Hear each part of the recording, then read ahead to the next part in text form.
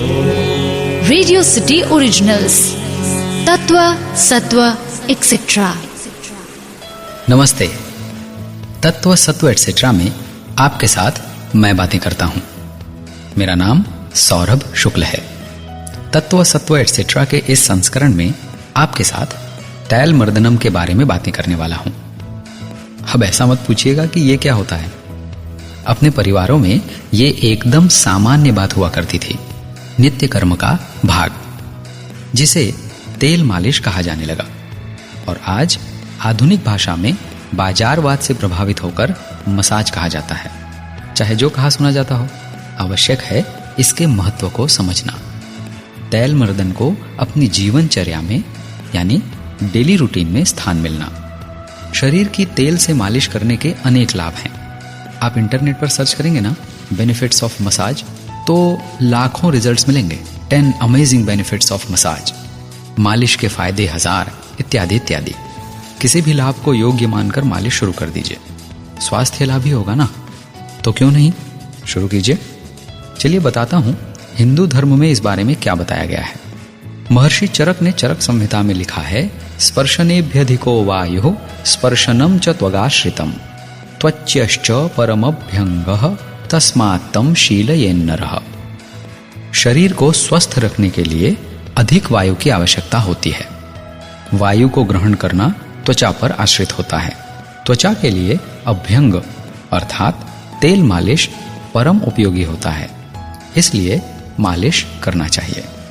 पर हम तो वायु श्वसन क्रिया द्वारा यानी ब्रीदिंग प्रोसेस द्वारा नाक या मुंह से लेते हैं।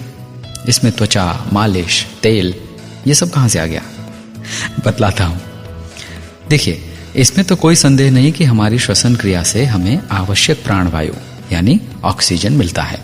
लेकिन वास्तविकता यह है कि जितनी वायु नाक से ग्रहण की जाती है उससे पूरे शरीर के आवश्यकता की पूर्ति नहीं होती।